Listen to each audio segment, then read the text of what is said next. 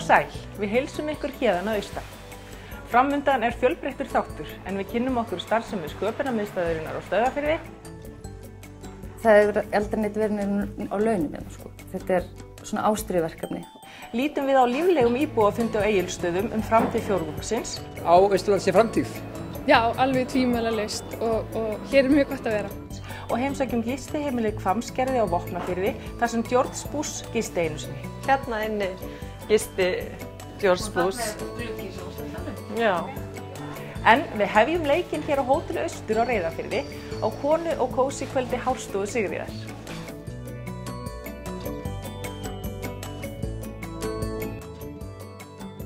Hárstofa Sigríðar á Reyðarfirði stóð fyrir fjölmennu og velheppnuðu kvennakvöldi á Hótel Austur síðastliðinn föstudag.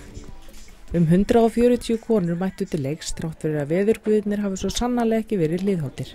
Við erum að fara að halda konu- og kósí-kvöld, Hárstofa Sigríðar á Hótel Austur. Og hérna verður bara vonandi fullt af konum, flottar konur.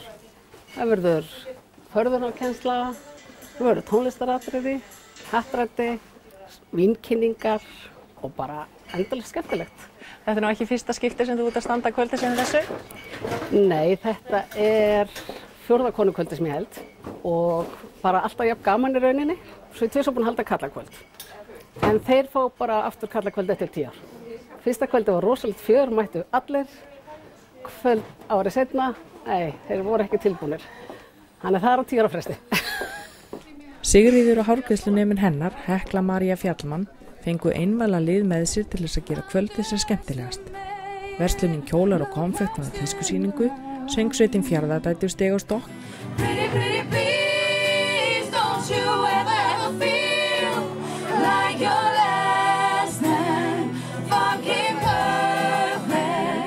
Og boðið var upp á hár- og snyrtivörukynningu og vínkynningu frá Ölgerðinni.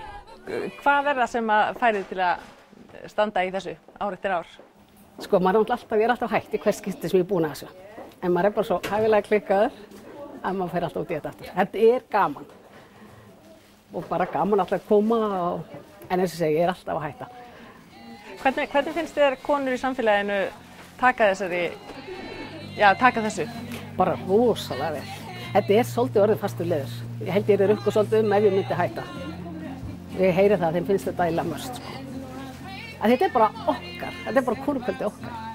En einnig karlmenn hérna fyrir eftir 11 og bara rosa skemmtilegt. Þetta með sama sniði og áður? Nei, þetta hann fyrsta skipti sem ég hef þetta svona, það ókipis inn og hann ég veitir ekkert hvað að koma af konum. Það hafa verið 200 konur að koma hingað til og nú þetta svona bæði standandi og sitjandi. Nú geta rölt skoða hvað í boði, skoða kjóla og mátað, en þetta svona aðeins öðru sig. Þú verður að teljast stálheppinn, Jón, að vera hér í kvöld eini karlmaðurinn.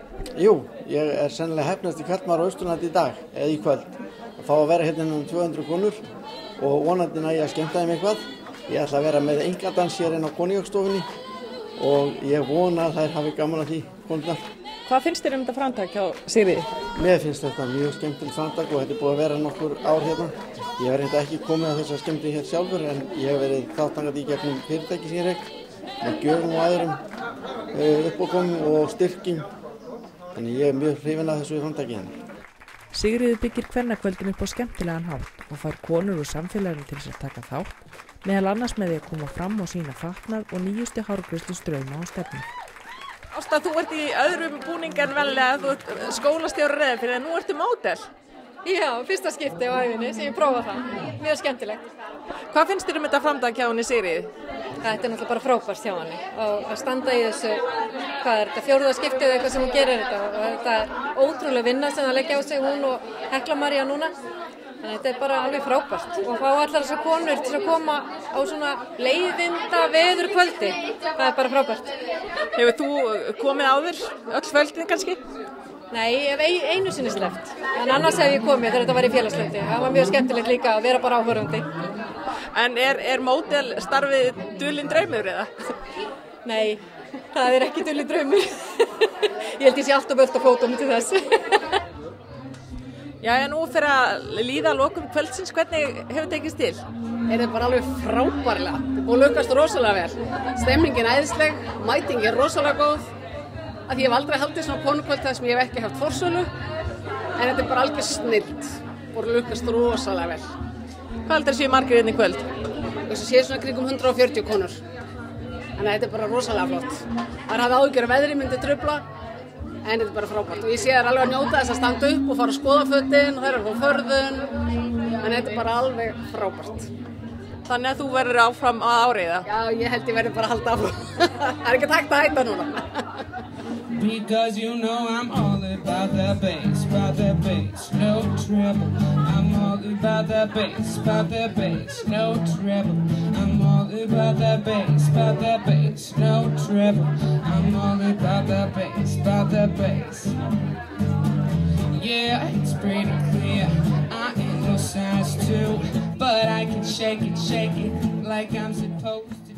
Gamla frystihúsið á Stöðvarfirði hefur öðlast nýtt líf og hýsir í dag sköpunarmiðstöðina sem starfa þvert á strauma og stefnur, listgreinar og landamæri.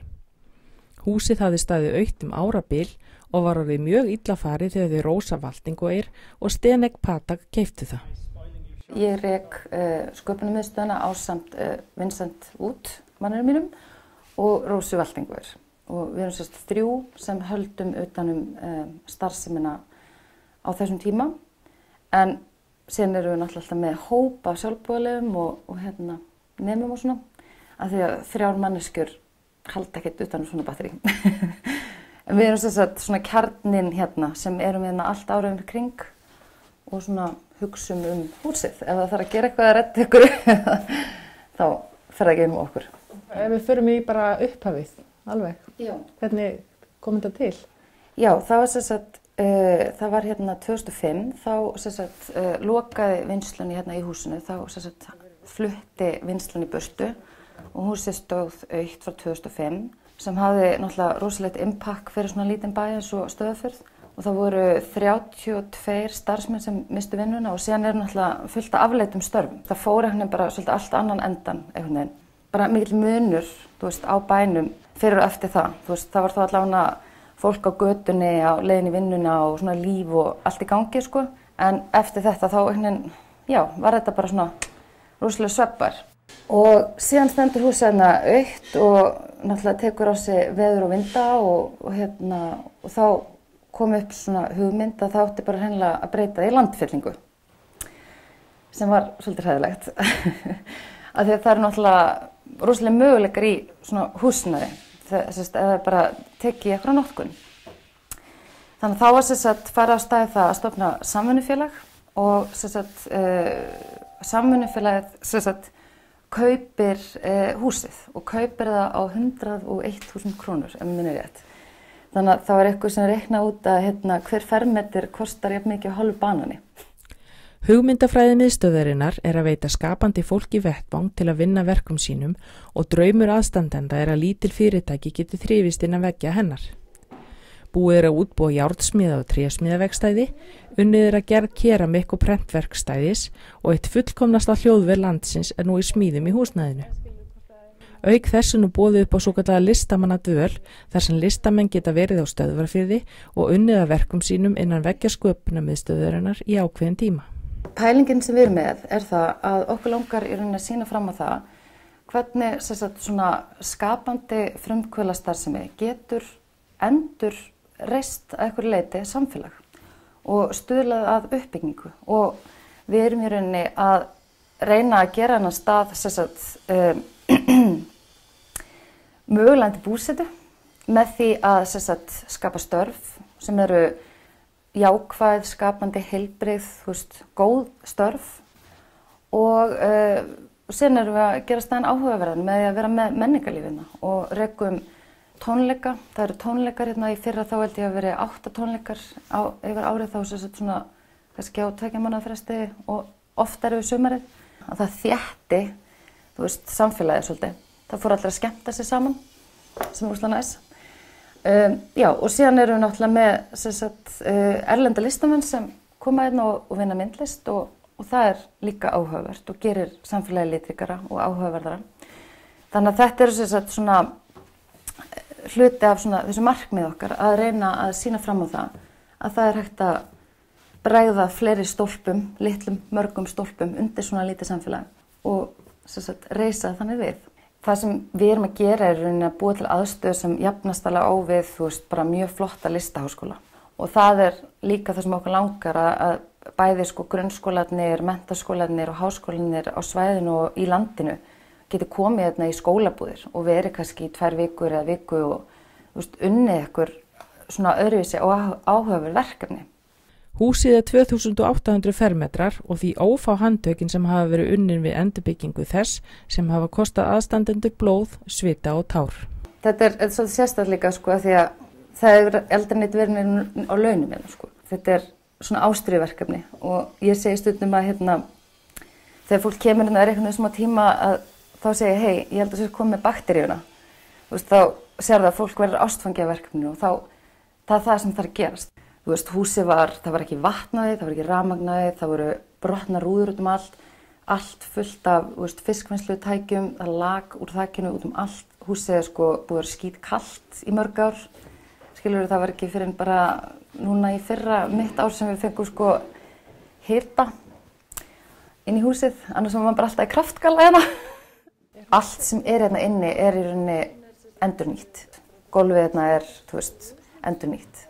Eldhúsinnýtingin er endurnýtt. Þannig að það er sem sagt, við erum rosalega bæði, fólk er ógeðslega duglegt að hjálpa okkur, gefa okkur efni við og sem sagt, já, leyfir okkur að endurnýta sem sagt, gamla hluti og síðan reynum við náttúrulega að finna nýjan tilgang fyrir hlutina. Þannig að við sem sagt byggjum úr alls konar dóti.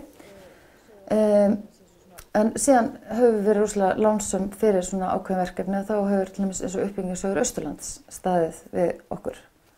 Og við höfum gert til dæmis eins og Karolínafönd líka fyrir svona ýmis verkefni. Hljóðverið til dæmis byrjaði þannig, það var Karolínafönd.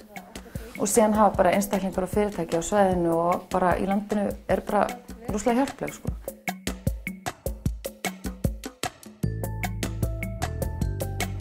Austfirðingar voru nýverið boðaðir til fundar sóknaráætlun Austurlands, en sóknaráætlanir landshlutanna eru hornsteinir í byggðastefnu ríkisins. Núverandi áætlun gildi til ársins 2019, en gert er ráð fyrir að hún sé endurskoðuð árlega. Fundargestir fengu fyrst stutta kynningu á áætluninni, en var síðan skipt upp í 4 hópa sem hver ræddi eina af meginstoðum hennar. Formaður Samband sveitarfélaga á Austurlandi segir íbúana vera að gera sér betur grein fyrir þeim tækifærum sem felist í áætluninni. Þarna eru að koma peningar í gegn sem og eiga eftir að vonandi að koma meiri fjármunir í gegnum þessa áætlun. Þannig að menn sko hafa til einhvers að vinna. Hvernig fannst þið umræðunar hérna í dag? Já, mér fannst menn vera bara sem betur fer mjög svona virkir í umræðunum, menn létu skoðanir sínar bara vel í ljós, kom ekki bara til að hlusta heldur til að tala og skiptast á skoðunum, hlusta á aðra og það eitt og sér að fólk komi saman og ræði bara málefni landshlutans, það eitt og sér er gríðarlega mikilvægt. Það er ýmislegt sem liggur fólki á hjarta. Það er nóg efni til að vinna áfram með. Já, mjög svo og vonandi gefur þetta sko fólki einlega hvetur það fólk til þess að hafa svo samband í framhaldinu og láta sig þetta einhverju varða. En þið viljið heyra í fleiri þeir sem bara koma fundir, við viljum bara heyra fólk almennt. Já, við viljum alveg endilega að fólk kynni sér þetta plagg sem var auðvitað unnið í fyrra og verður núna endurskoðað og sett inn þau atriði sem bættust við núna eða breyttust og sendi okkur á SSA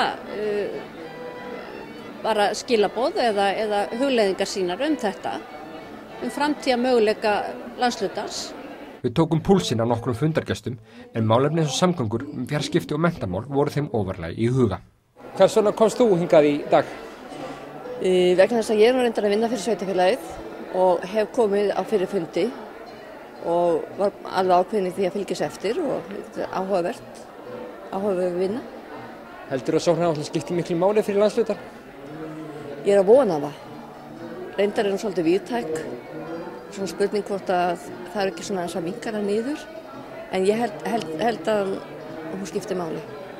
Hvernig fannst þér umræðunar í dag? Mér finnst þetta mjög bara skemmtilegt og áhugavert.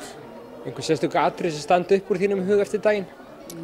Já, kannski. Það var náttúrulega að tala svolítið samgöngur og samgöngur er náttúrulega eitt af lykilatriðum til þess að við getum búið hérna á þessu svæði og bara hvað sem er á landinu. Það hafa allt að segja. bæði sem sagt samgöngulega, þú veist, vegakerfið, göng og svo náttúrulega ljósleiðara væðingi. Hún líka næsileg. Bara taka þátt í því að móta þessa áætlun til framtíðar. Það þýðir ekki að sitja heim í eldhúskróknum og röfla, maður verður að vera þáttakandi, virkur þáttakandi. Hvernig fannst þið umræðunar í hópnum þínum í dag? Það voru bara mjög fínar umræður. Menn voru almennt jákvæðir og sammála megin áherslur. Það var bara ágætt umræður. Hverjar voru svona helstu atriði sem stóðu upp úr? Hverjar voru áherslunar? Áherslunar allavega í mínum hóp virtust liggja í að svona fókus á grunnþjónustu, heilbrigðismál, skólamál, samgöngumál og svo smærri mál þar með inn á milli en fókus var mestur á grunnþjónustu. Komst þú með eitthvað sérstök áherslumál inn í fundin eða svona atriði sem þú vildir ræða? Nei, raun og veru ekki. Við bara, eða allavega ég settist bara inn í þennan hóp með þá punkta sem voru lagðir fyrir hópinn. Og svo höfðu menn náttúrulega lögðu sitt innlegg í þá umræðu, en ég kom ekki með neina sérstakar áherslur þannig séð. Heldur að fundist þessi skil einhverju til lengri tíma litið? Heldur að vera árangur á honum? Já, alveg klárlega, menn þetta gera meira af þessu í raun og veru. Að hóa saman íbúum og reyna að fá sjónarmið fólksins inn í þessa umræðu. Hvers vegna komst þú á þennan fund? Aðalega til þess að taka þátt í umræðum samfélagið hérna á Austurlandi og framtíð þess. Og hvernig fannst þér umræðunar í hópnum sem þú valdið þér? Bara mjög skemmtilegar og uppbyggjandi. Það var svona mikill samhljómur í því sem fólk var að segja. Og hver voru áherslu atriðin í umræðinni? Áherslu atriðin voru náttúrulega fyrst og fremst samgöngumálin og svo einsvarðandi menntunarmál í tengslu við fjarnám og slíkt. Að það sé mikilvæg atriði sem þurfa að vera til staðar í framtíðinni. Voru eitthvað sérstök atriði sem að brunna á þér? Nei, svo sem ekki beint, bara meira svona heildarsýnin fyrir Austurland. Og heldur að Austurland eigi sér, kannski ekki verið of gildislega en bara að segja á Austurland sé framtíð? Já, alveg tvímælalaust og hér mjög gott að vera og verður það ánefa í framtíðinni. Hvers vegna komstu á þennan fund í dag? Já, ætla að sé nú ekki aðalega ég var skipað eða mér var boðið að vera með í þessum hóp sem stofnaði var í fyrra og var með honum og náttúrulega fekk hvatningu til að mæta þetta núna. Hvernig fannst þér umræðuna sem hérna í dag? Já, þetta var svona óþægilega stutt en bara mjög fínar umræður og alveg frábær fundur sko. Hvað svona fannst þér helst koma út úr umræðunum? Já, það hún kannski að vinna bara niðurstöður úr því en bara jákvæðinni og bjartsýni. Heldur þetta skil einhverju? Já, ég sagðist vera jákvæður og bjartsýni, þannig að ég hlýt að reikna með því.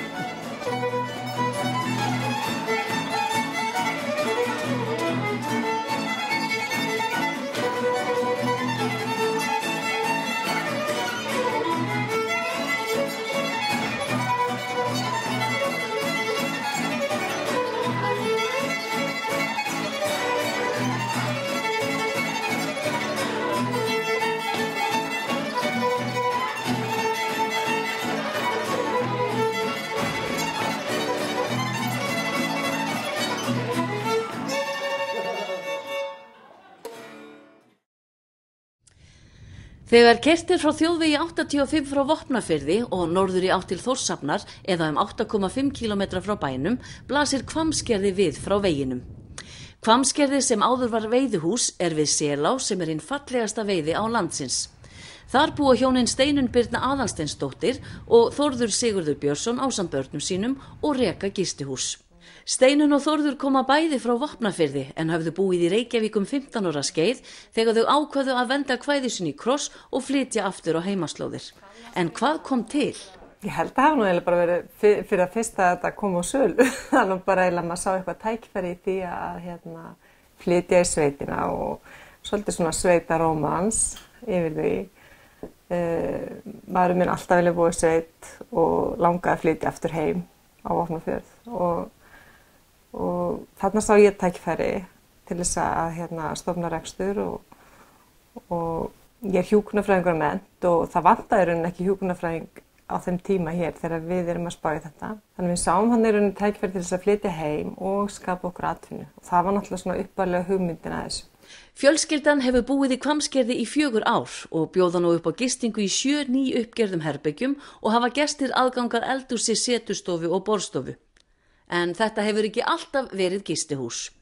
Sko þegar við tökum við þessu þá var náttúrulega búið að starfrækja hérna veiðihús til fjölda ára. En upphaflega þetta byggt sem bóndabær og þetta byggt einhvern tímann eftir 1930 og þá hérna bóndabær og svona vélaskemma og fjós og hlaða, allt sambyggt. Hann heitir Brynjólfur Sigmundsson sem byggir þetta. Hann selur 1969 og selur hann veiðifélagi Selarhúsið og allar byggingar sem því fylgja og þeir í rauninni takast á við það verkefni að breyta þessu í veiðihús. Eru þið með opinn allan á sér hring eða? Já, í rauninni ef það dettur einhver inn á götunni þá alltaf opið hérna. En við erum náttúrulega eins og margir inn á booking, þannig að við reynum nú svona til þess að gefa fólki, til þess að gefa okkur aðeins svona frí frá túrismannum, þá reynum við að loka yfir nokkra mánuði. Þegar minnst að gera. Nóvember, desember, janúar, febrúar. Ég nefnilega sé það að þið búið í rauninni inn í gistihúsinu. Já. Er það ekkert erfitt? Jú, en það er líka skemmtilegt og held ég það mjög skemmtileg upplifun fyrir gestina að koma og fá að kynnast bara svona fjölskyldu lífinu og það gefur þeim nýja sýn og við köllum okkur náttúrulega bara slókanið okkar nú svona heimili að heiman og fólk hefur ofsalega gaman og eiginlega kann að meta það að fá að búa inn á heimili hjá öðrum. Það óhætt að segja að hjónakotin hafi byggt upp mikinn sælureiti í Hvammsgerði, þar sem yfirbragðið hlýlegt og heimilislegt og hafa gestir þeirra farið fögrum orðum dvöl sína þar. Ég fæ tölvupósta mikið frá fólki og ég með gestabók frammi þar sem að fólk að skrifa mér svona orðsendingar þegar að kveðja. Það ofsalega dýrmætt að hafa það. Og það alveg bara lyftir svona andanum þegar þú ert þreyttur og sest niður og kíkir bókina af því að fólk yfirleitt að skrifa mjög fallega hluti og mjög þakklátt, almennt séð. Ég heyrði að hingað hafi mjög mikilvægur maður komið. Já. George Bush, forseti. Já. Er þetta satt? Já, alveg heila satt. Segðu mér aðeins frá þessu. Hvenær kom hún hingað? Ég veit nú ekki nákvæmlega hvað ár það var, en kokkurinn í veiðihúsinu, við fáum oft svona fyrirverandi bæði fyrirverandi veiðimenn sem hafa gist og starfsfólk sem hefur heimsótt okkur birtist bara í garðinum í vöðlunum og svona. Og hann tjáði okkur það að George Bush, hann hefði gist sem sagt herbyggi 6. Þetta sem sagt herbyggi sem Bush var í? Já, en það frægt herbyggi. Og þeim finnst það mjög gaman að heyra það gestunum þegar maður segir þeim af því. En hvað merkir eftir herbyggi 6? Af hverju fekk hann það? Veistu það? Heyrðu, herbyggi 6 stærsta herbyggi í húsinu og það gömul stofa og þar hotgluggi og besta útsýni í húsinu. Þar hefur útsýni yfir ána og sér inn dalinn og út til sjávar, þannig að það var fyrirvarinn. Já, það staðfest og skjalfest. Bush dvaldi í Hvammsgerði í júlí árið 2006. Sagan segir að hann hafi veitt 9 laxa í Selá og hafi verið hæst ánað með dvölina í Hvammsgerði. En nú þið búin að vera í 4 ár. Já. Hefur tíma verið eftirsjá yfir að hafa tekið sér skref eða? Nei, rauninni ekki. Þetta alltaf búið að vera ævintýrlegt ferðalag og ég segi það ekki, fyrsta árið var ég á svona einhverju bleiku skýi yfir að vera komin upp í sveit og náttúran og allt þetta. Fyrsti veturinn var mjög erfiður, það var mjög snjóþungt og já, ég get eiginlega sagt að mér fannst þess að ég eiga snjóblásara sem svona heimilistæki. Ég held að maður vaxi í þessu hlutverki bara að vera í ferðaþjónustu og auðvitað að koma tímar það sem eru erfiðir og maður hugsa bara hvað var ég að spá? En þetta er búið svo skemmtilegt líka og maður er alltaf að læra, maður er alltaf að kynnast nýju fólki og ég vil þetta mæta fólki á tíma sem er mjög skemmtilegur í lífið.